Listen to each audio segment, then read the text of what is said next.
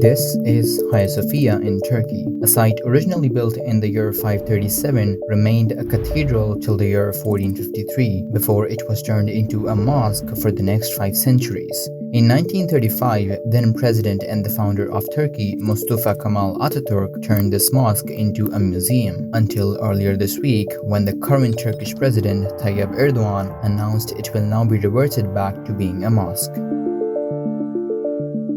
To really understand the significance of this site and this decision, we need to know a bit about Turkey and this site, of course. Turkey is a Muslim majority country with 98% of its population following the religion of Islam. After the defeat in World War I, the Ottoman Empire was divided in 23 different modern-day states, one of which was Turkey. This decline of the empire ended centuries-long sultanate in Turkey, and Ataturk became the country's first ever president. Ataturk always wanted Turkey to remain a secular state. He made this happen by several of his reforms, such as removing Islam as a state religion and banning several laws that were previously followed in the Ottoman Empire. And especially something that is relevant to this video, he turned Hagia Sophia, which was until this time a mosque, he turned it into a museum in an attempt to further his cause of making Turkey a more secular state. He wanted Turkey to become a modern-day country. He made Turkish women receive equal rights as men. He made primary education free and compulsory for all the Turkish citizens. But despite all his efforts of maintaining the country a secular state, it felt as if a lot of Turkish people thought otherwise. They weren't really convinced by the idea of a secular Turkey. This was especially prominent when, for the first time, Turkey conducted its first ever democratic elections in 1950. The Turkish people repeatedly voted against a firm secular candidate, and this wasn't just in the first election. This was time and time again seen later as well, when the Justice Party won in 1960s and 70s, and the Homeland Party in 1980s and 1990s. These were the parties that never such challenged the religious freedom of Turkish people. Rather, they maintained a more religious-friendly secularism. But to remain the secular constitution of Turkey untouched, Ataturk gave this responsibility to the Turkish military. In fact, it's even mentioned inside the very constitution that the Turkish armed forces are responsible for, quote, guarding and defending the Turkish Republic as defined by the constitution. This meant whenever the Turkish army felt their constitution was in a danger of being jeopardized, they attempted a military coup and overthrew the government. One such attempt was done in 2016. The only difference this time was it didn't really went according to the plan. It failed.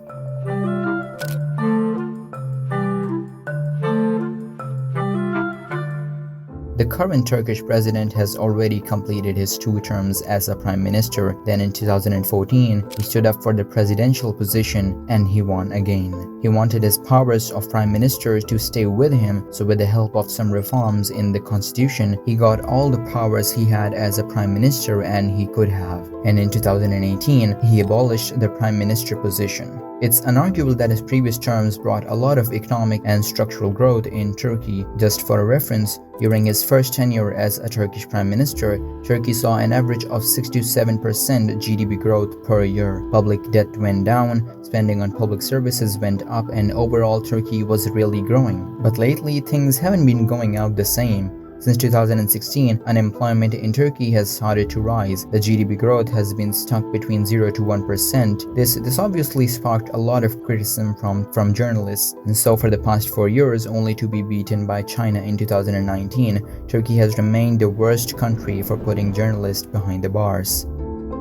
These factors had led Erdogan over the years starting to get increasingly unpopular amongst his people. In fact, the critics say that this event to revert Hagia Sophia's status to a mosque is a way to distract the Turkish people from much bigger issues. But on the other hand, this decision seems to be a long time waited by a big number of Turkish people. This is a 1965 speech recording of Turkey's most prominent Islamic poet. Bana öyle geliyor ki, yalnız manayı anlasak, yalnız onu yerine getirebilsek. He says that the decision to turn this structure into a museum is an act of self-harm for Turkey. And even if it was to divert people's attention, to change a fate of a structure with such rich history, it only shows its prominence to the people. Talking to a press conference, Erdogan told that the first prayers would be held inside the mosque on 24 July, this coming Friday.